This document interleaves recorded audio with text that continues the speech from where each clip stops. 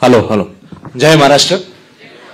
आजच्या आपल्या या गुढगौरव सोहळ्याकरता व्यासपीठावर उपस्थित असलेले शिवसेना नेते, युवासेना प्रमुख, ज्यांच्या वाढदिवसानिमित्त आज आपण हा कार्यक्रम घेतलेला आहे, असे आपल्या सगळ्यांचे लाडके आदित्य ठाकरे साहेब, आपल्या सगळ्यांचे मार्गदर्शक, विभाग प्रमुख, शिवसेना नेते अनिल परब साहेब, वांद्रे पूर्वातील सगळे शिवसेनेचे नगरसेवक, विधानसभा समन्वयक, विधानसभेचे उपविभाग प्रमुख, शाखा प्रमुख, महिला पदाधिकारी, युवा सेनेचे पदाधिकारी व मोठ्या संख्येने उपस्थित असलेले सगळे विद्यार्थी मित्रे आणि पालक. खरं म्हणजे ज्यावेळी आपण हा गुणगौरव सोहळा घेण्याचं ठरवलं त्यावेळी अनेक पदाधिकाऱ्यांनी सांगितलं की आपण 80% अट का ठेवली, अट थोडी खाली घ्यायला पाहिजे होती. पण आपल्या वांद्रे पूर्वचं आदित्य साहेब, आमचं टॅलेंट बघा, 80% जास्त एवढ्या मोठ्या संख्येने मिळालेले विद्यार्थी आहेत की हा हॉल देखील अपुरा पडतोय. आणि म्हणून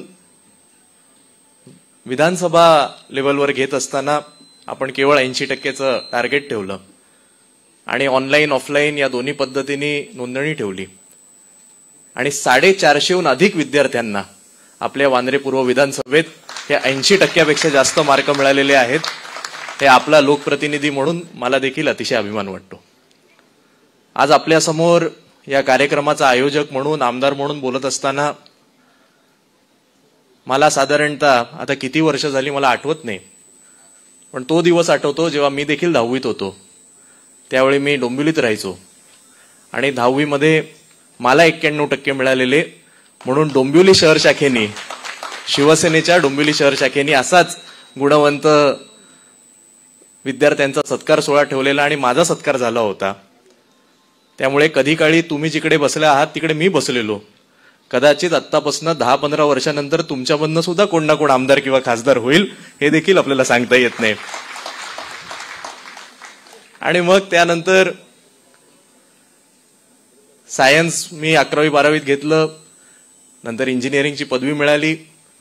इंजिनिअरिंगचा अभ्यास करत असताना युवा सेनेचं आदित्य ठाकरे साहेबांच्या मार्गदर्शनाखाली काम सुरू केलं आणि एका बाजूला मुंबई विद्यापीठात वेगवेगळ्या कॉलेजवर आंदोलनं, ते राजकारण शिकत होतो, दुसऱ्या बाजूला अभ्यास करत होतो.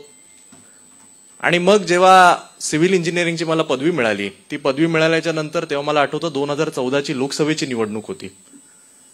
लोकसभेची निवडणूक नुकती झालेली आणि विधानसभेची निवडणूक होती आणि त्याच वेळी शिवसेना भाजपची युती तुटली होती.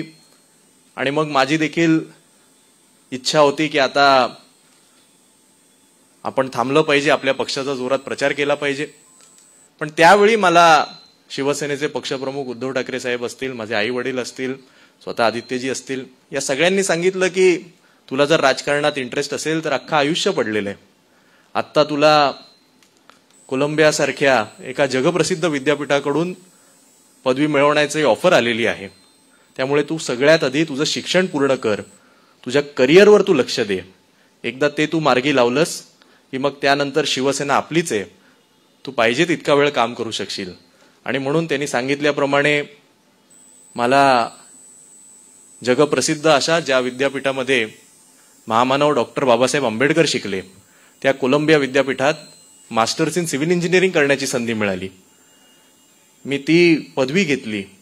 पदवी घेतल्याच्या नंतर न्यूयॉर्कमध्ये 1 वर्ष काम केलं आणि एवढा मोठा 91%, मग सायन्स, मग सिव्हिल इंजिनिअरिंग, मग मास्टर्स इन सिव्हिल इंजिनिअरिंग, मग न्यूयॉर्कमध्ये जॉब, हे सगळं करून आता काय करतोय, तर तुमच्या सगळ्यांच्या समोर आमदार म्हणून काम करतोय. आणि म्हणून माझ्या आधी जेव्हा करिअर गायडन्स शिबिर सुरू होतं त्यावेळी सर वेगवेगळे कोर्सेस सांगत होते.